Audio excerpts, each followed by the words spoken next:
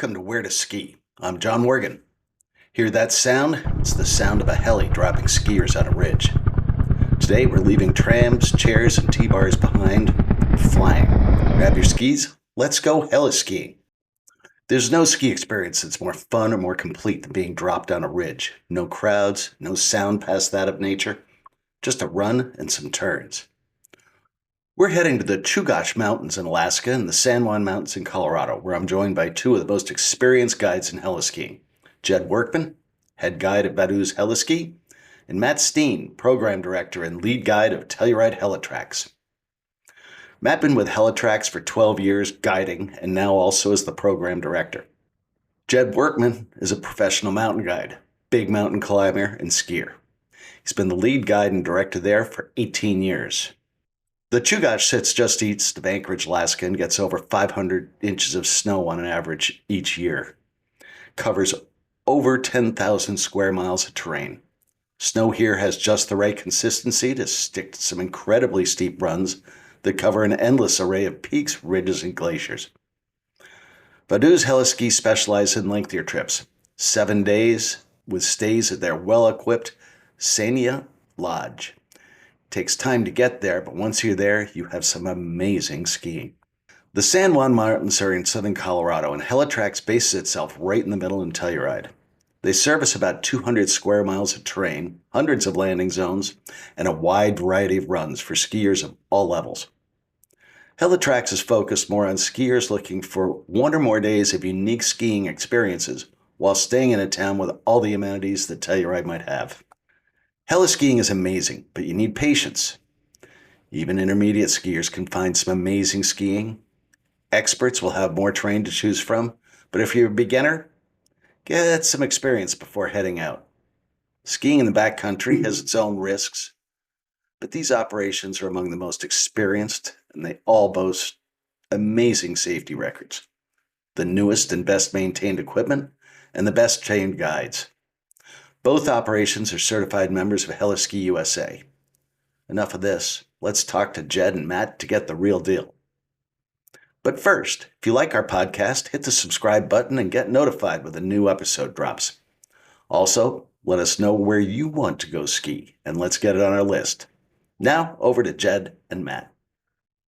Welcome to Where to Ski. I'm really excited to talk heliskiing. Yeah. This is something a little new. Usually we focus on a ski resort. And usually it's a place I've skied. And in this case, I've never skied with either of you guys. And we're not talking about a ski resort. We're talking about really regions. This will be a little bit different. I get you guys have known each other for a little while through the Association for Heliskiing, from what I understand. You know, you run vastly different operations to a certain extent. Jed runs an operation up in Alaska, which is very different in terms of the mountains he goes to and how he deals with guests and stuff than what you do in Telluride, Matt. Maybe Jed can tell us a little bit about the operation up in Alaska and what it's like when you get up there in the hills up there, in the mountains up there, and then we'll go over to you, Matt. Well, I think Alaska and Valdez in particular holds a special place for people when they think about skiing. And it's something we're really proud of. The Chugach Mountain Range is where we operate. It's Thompson Pass. There's been many ski movies made about it, and that's how most people know about it. And Alaska isn't, on the general flight path. It's a big trip to get there. It's usually a dream that people prepare for their life, and it's certainly worth it. The Chugach Mountains, it's like hundreds of miles. I think vast is a good word for it. And our operation is essentially like catered to that. We try to utilize about 100 miles in all directions of our lodge. And so I think people refer to it as the Alaska factor, is sort of a general term. When you get to Alaska, you look at the mountains and you think they're a certain size. And then when you get on them, you realize you're really just a tiny ant. And that's the Alaska factor. It's true about the rivers. It's true about the weather. It's true about the mountains. It's true about the personalities. It's a unique place. So you make a big trip to get there. We're not we are on the road system, but again, there's only three roads in Alaska, so that doesn't really say a whole lot. And you got to do trains, planes, and automobiles to get there. Um, but when you arrive, I think everybody is faced because our lodge is right in the mountains. You just realize what you got yourself into, and you might have some butterflies, but it's really worth it. I think that first trip when you land on the ridge line is probably one of the most memorable experiences customers have.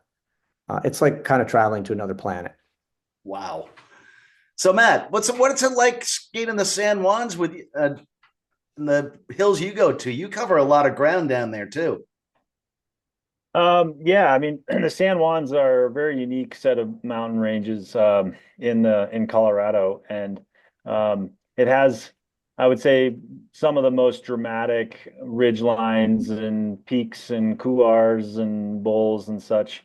Um, and you know, uh, we operate out of a ski area mountain town out of Telluride, so most of our guests are flying in or either here for a long weekend or a week-long trip, and they're skiing the ski area, but they also want to add on an experience like heli-skiing.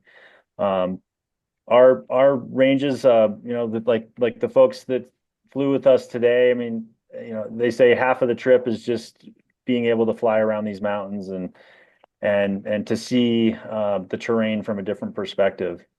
Um, but it's a very dramatic mountain range, different than Alaska and in many ways because we're just down in the lower 48. But we get a lot of great snowfall amounts um, and yeah, like the guests say, I mean, half of it's just flying around, but we've got some pretty sweet terrain that we frequent. We say we've got like around 200 square miles or 100 and close to 130,000 acres. Um, and yeah, it's just unique add-on to most people's trips. And we're conveniently located in the lower 48. Yeah, and something you said sort of rang a bell. The fact that you've got so many thousands of acres to work from. Most people go 99% of the people that go skiing, they're on a lift system. They're constrained to the runs that are probably marked or maybe just off to the side that aren't marked. You guys provide essentially lift access to pretty much anywhere that's safe and that you've already vetted out and know how it works, how it skis, what the safety factors are, and it opens up a whole new range of possibilities. How do you guys decide on a given day where to ski? You must do a lot of prep work and obviously your mountains really well, but it changes day to day. I could go into that. I mean, most of these operations have designated runs, and we call it having a run list. Not every single feature has a name, but a lot of them do. And the tenured time that we spend in this terrain, we learn it in a very intimate way after different storms and how certain terrain will generally ski after certain storm systems or after a certain amount of time after a storm system. With at Helitrax, we do have an explosives permit, so we do test our slopes similar to like what ski areas do. That gains us additional insurance for slope stabilities, and so we're able to test it before we put our clients on our terrain. Jed, how about you? When you get up in the morning and you're trying to figure out where to send guests, how does that work? Well, sometimes too many choices is just too much. But like Matt, we don't have a mitigation program. And what we rely on is more of an avalanche forecasting program. So our safety really resides in John Fitzgerald, who's our lead avalanche forecaster, and his assistants to essentially take all the data from the day before and crunch the logarithms for the choices that we're going to choose for the next day. And that's a discussion amongst the entire team. It isn't any singular person. It's very in-depth. That guy wakes up before it should be the beginning of the day and goes to sleep before it should be the end. And I'm sure that that's very similar with Matt, as he described waking up in the dark and going to sleep in the dark. But it's a preventative program. And where do we choose to ski? Well, personally, I like the sunlight. So I typically fly till it's blue. Sometimes that's 2-minute lift right behind the lodge to some of the biggest peaks in the Chugach. And other times it's fly to where it's sunny. There's beautiful powder. And we put together the day as a guide does in any mountain environment. Um, and there are so many choices on a given day, but there are some specific gems in the Chugach that I think everybody's after. And that requires a lot of stars to align. And people will come for years and years to seek those things out. But in the midterm, we're still skiing amazing terrain in a totally crazy Alaska environment. And those people typically are building a team with their guide that they'll do year in and year out and progress to a level where they ski things they never knew they could. Interesting. What's a typical day like for you guys? You work out of a lodge, and then you fly everyone out of the lodge, which is a little bit different than Matt. He's got a town that sort of feeds them, and they all meet at a central location and go up. But maybe a typical day of skiing, what does that look like? Yeah, I mean, our lodge is, the only building within many, many miles. Um, and so that feels very remote. At the same time, it can be pretty luxury based on the beauty of the lodge and the experience there. But a typical day, wake up at 4 a.m., 5 a.m., move into the office. I'm the head of the operations and the guide team, and so I interact with the forecaster and some of the other lead guides to prep the day. And that's usually about an hour. The forecaster was probably up before me, prepping for me to show up to get a good head start. And then we're moving into a guide meeting while everybody else is, getting their boots ready, eating their breakfast, and kind of lounging in the leather. Um, and then we do our guide meeting. We run through kind of like Matt is discussing the run selections and the safety factors and what our approach is going to be that day and the skill level of the different guests and where is going to be appropriate to function for that day for 7 or 8 helicopters, which is, can be 50 people in 7 or 8 different ships. And then you're out skiing all day long. And, we'll bring a lunch with us and we'll let you eat if the skiing's not good. But if the skiing's good, you're not allowed to eat.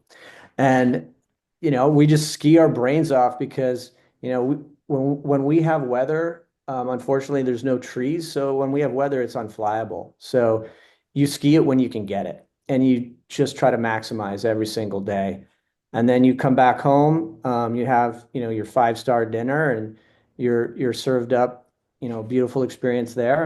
And then the guide team is still finishing up their day. They're still meeting and discussing everything they found from the day and verifying what they saw with the forecast and recycling that program for the next day. Guides are busy. That is one heck of a busy time. Rest is minimal, but we take it on our weather days. So Matt, you just got through with a debrief. I know that. I assume your day is a little bit different, but a lot of similarities. Yeah, a lot of similarities. Yeah, I mean, we do have like our lead avalanche forecaster. They're producing our weather product. At least like 30 minutes before our morning call. What we do is the guides get on a phone call because most everyone lives here, so they're just calling from their home, and that initial call is, can we fly today or not? It's not necessarily snow related, it's just weather related. Can we get out? Do we need to adjust any of the times for our guests to come in? So our office is conveniently located in the mountain village in a hotel, and we have a helipad out back of the hotel. So our guests come into our office, and we'll maximize with 16 guests in a day with one helicopter. So it is different than Jed's operation with running multiple helicopters and, like you said, 50 plus clients in a day. So our guests come in and we stagger them coming in the door so that we have a little more one-on-one time with them, and they boot up and give them a briefing, and we head out. And yeah, at the end of the day, it's just wrapping up. And as Jed said, just a guide discussion on conditions that we found, anything updated, and any information we need to relay to any of the other guides that weren't a part of that day, and then start planning again for the next day. Yeah, and Jed, you were talking about, weather days, down days. With you, it's a little bit harder. You're in a lodge. For Matt, you can just let your clients loose in a town. You just lose a day. Exactly. Yeah. Yeah, that's what's nice about the ski area. It's if you can't fly, then they at least they have a ski area to go to, or other activities to participate in. But definitely, these heli skiers, they're coming for this experience primarily, and so it is a big bummer when we're not able to fly due to weather or any conditions. And we, like with all heli operations, you got to be able to see. You can't get blown around too much. Most of our terrain is above tree line, but we do have some tree skiing options. So depending on different cloud levels, we are able to shift our program and stay at lower elevations a little bit. But there's nothing better than just a bluebird day and fresh powder. And you both get that in abundance. You do have to plan for down days when you go heliskiing. When I've done it, I always planned out of 5 days, 2 are going to be unskiable, and sometimes you get lucky and sometimes you don't. That's just weather. Can't do anything about that. You guys are both members of the same organization. I think a lot of what you focus on is safety and teaching people just how safe heliskiing is. You guys take hundreds and hundreds of people up into the hills every year. You train the hell out of the people that work with you, and you've got some of the best pilots going.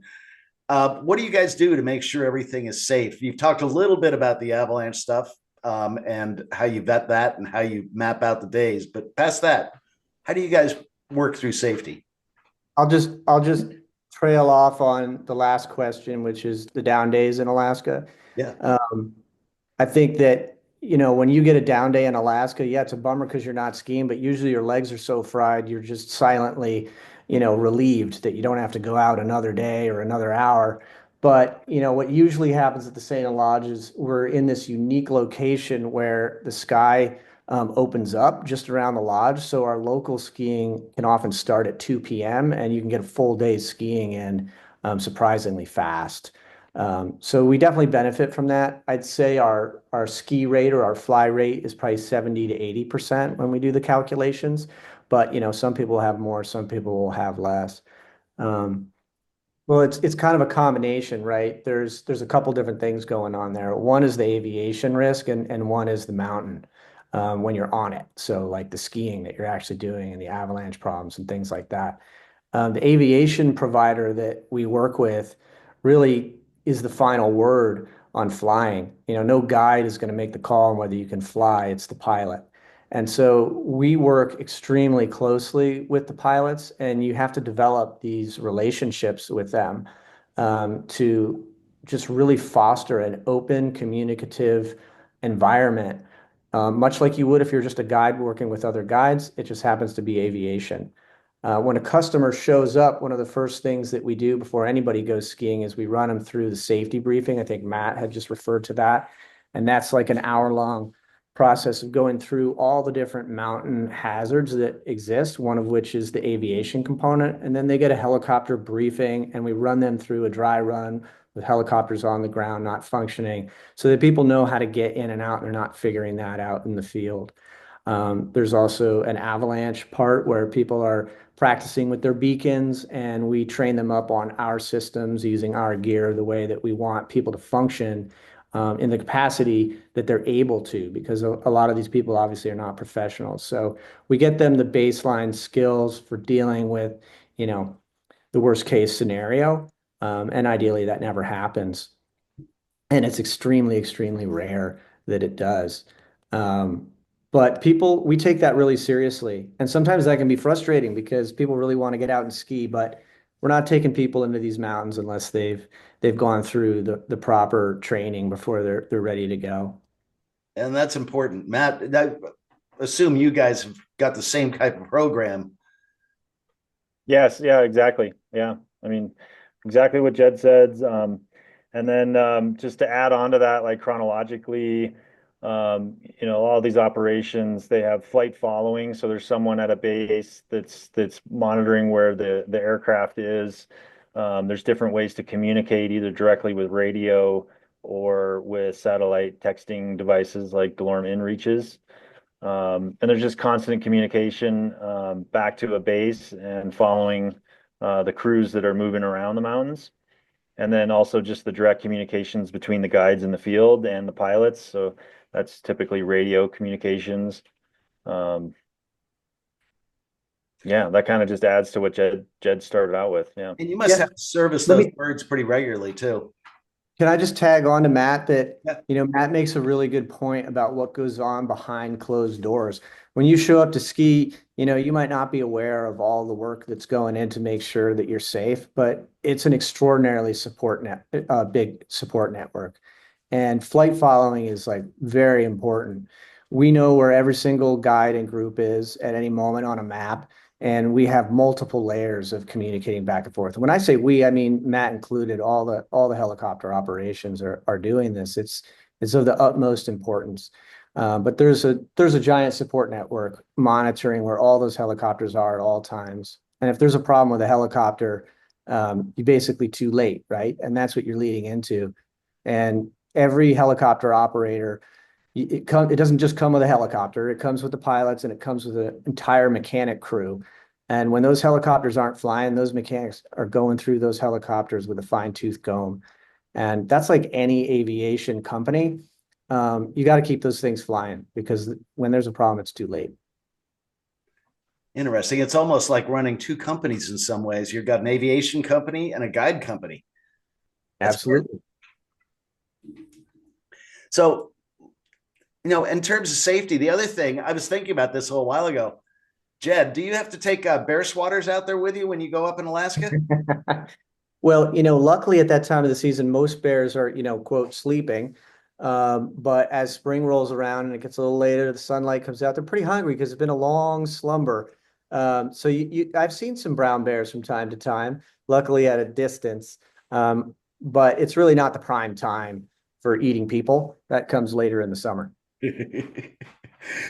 So you guys have set people up for some amazing skiing in a day.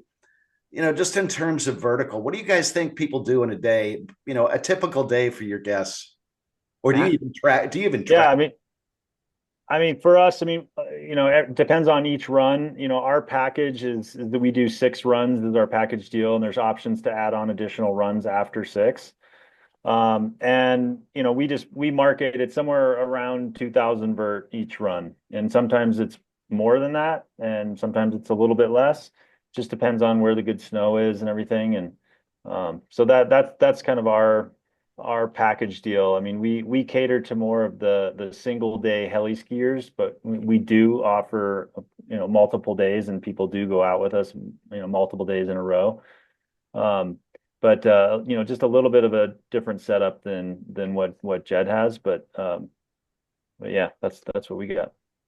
Yeah, I think some of the runs in Alaska, not every run is 6,000 feet, but certainly there are those. You can land right behind the lodge and ski back to it, and that's a 6 grand run. So you can get a lot of vertical really fast. But again, who wants to ski 6,000 feet of breakable crust? So we're just going to take you where the conditions are best, and we're going to rotate that helicopter as many times to maximize the vertical feet, but not at the expense of skiing crappy snow. I think that, I'm not a Strava person, but I can recall having a lot of conversations with guests that are tracking that. So like a really, really big day would be like 45,000 feet. And that's somebody who is extremely physically fit and basically able to keep up with a guide for as much as the guide wants to ski. But your average person, yeah, we do a 6 run day, and those runs are anywhere between 1,500 to 6, but they probably average more like around what Matt's doing. So I'd say it's probably par for the course, but Alaska's a little bigger, so it's possible to get some more vert in.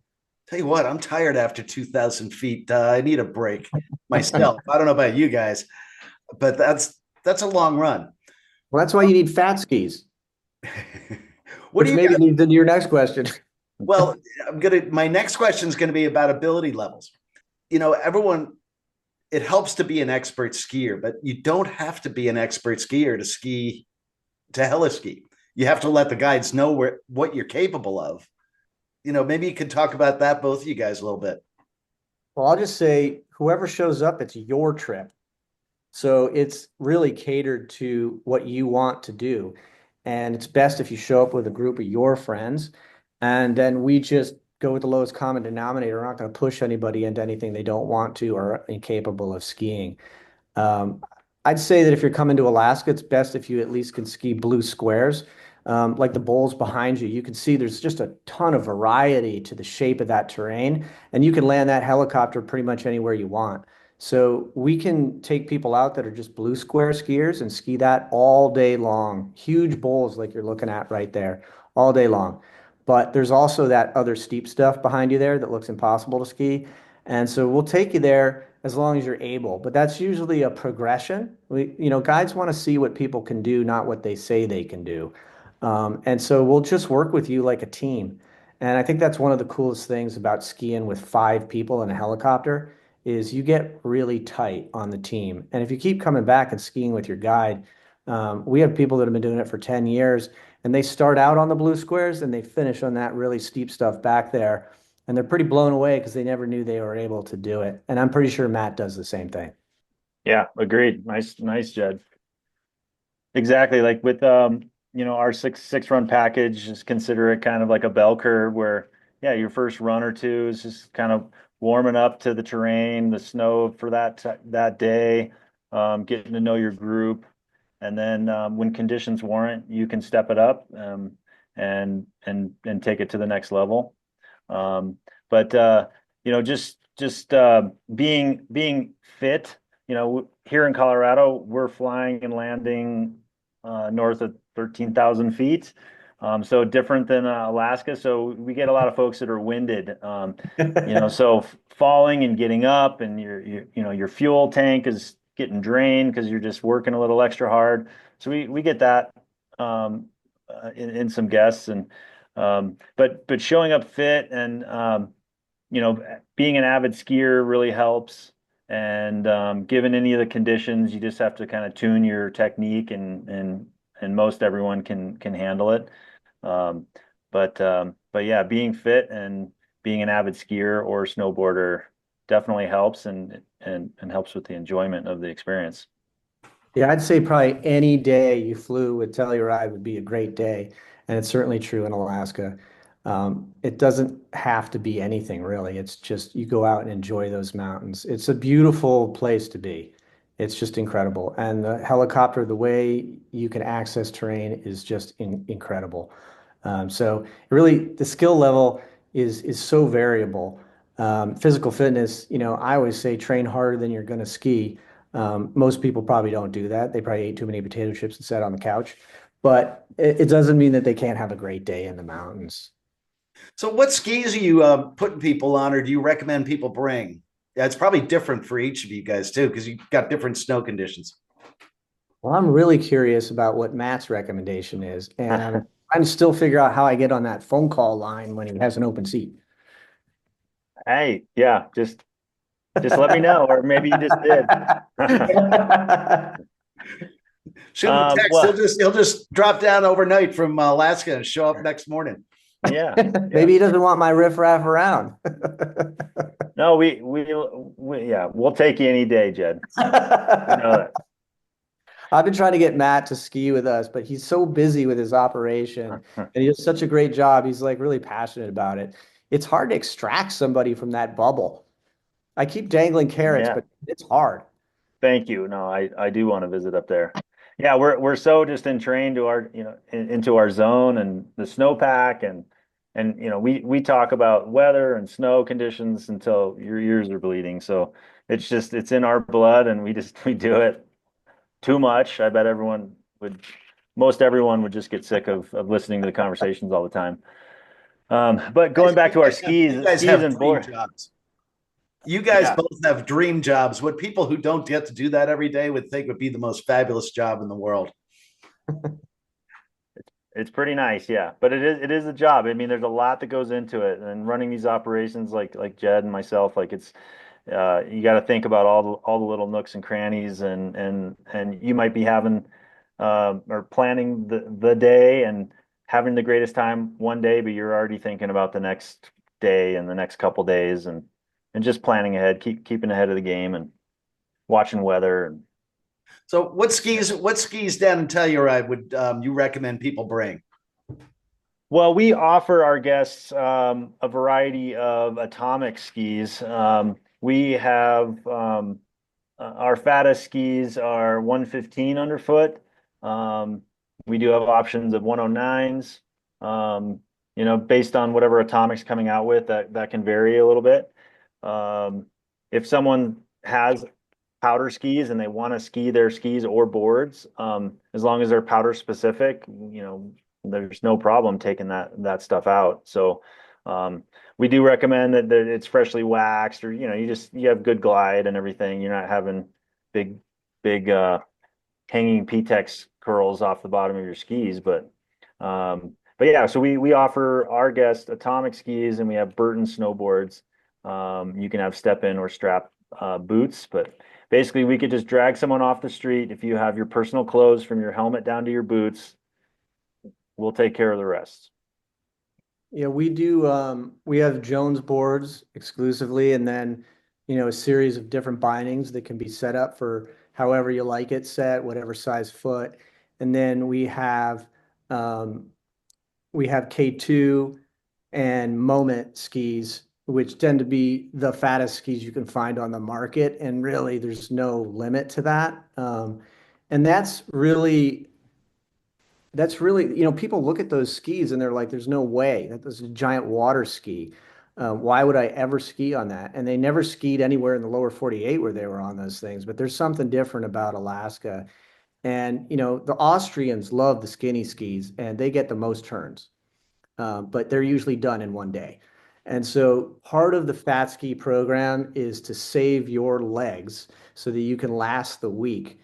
So I'll let the Austrians go for a day, and then they'll be in pain, and we'll ice them, and we'll get them ready for the next day, maybe a massage, and then we'll hand them the fat skis because they're basically begging for them at that moment. But it's a big change. It's just not what people are used to. But those moment commies are my favorite ski of all time, and they have a long history, and they sure look funny, but man, did they ski well. And we're moving more of our operational fleet into the Moment skis. But to give you some perspective, we use the K2 pontoons. We have about 40 pairs of those, and we tried all kinds of different skis, and those are just the ones that everybody loves. And I'm not going to call it cheating, but I'm sure not making it harder for anybody. I've skied a lot. And sometimes, I went a minute ago, I talked about, doing, 50, 60,000 foot days. But sometimes it's really all about that one run. Just you get one run and that's all there is for the day or the week or the month or the year. I can think of maybe 5 days out of how many thousands I've skied that I can really, really remember. You guys must have a favorite day each that you've had. Matt, maybe you could tell us what your favorite day, no guest, well, maybe with guests. You're in a different situation, but your favorite day that you ever had skiing up where you are. Wow. You know, I think it's like, yeah, a combination of a couple different things, but there have been times where we've taken a couple of groups out, or one group out in the morning that's either locals, or they're typically locals, a guide or two, maybe the owner of the company, where we go out and it's like first light, and you doing a couple of runs with that group. You come back, you grab your heli skiers for the day, you do a full day with them, and it's just kind of start to finish a great day. And it's really, it's not just the snow, but the snow is a big factor. So when you hit it right, it just all seems to line up. But it's also the group of people that you go out with, and you start out strangers in the morning, but you're definitely brothers and sisters by after run one basically, and then you're hugging and high-fiving the rest of the day. So really, there's a lot of great days, and of course, it's like yeah, good snow, but it's kind of just the combination of everything, and even just like the weather, like Jed was saying, you're hunting for that sun and the bluebird powder, and yeah, it's just Is there I any, would say something like that. is there a specific hill that you really, sort of your go-to that's like, if it's right, that's where you're going to go? Um, yeah, I guess so. I mean, we have 10-year terrain that we visit. Definitely after storms that we are more familiar with, like seasonal knowledge.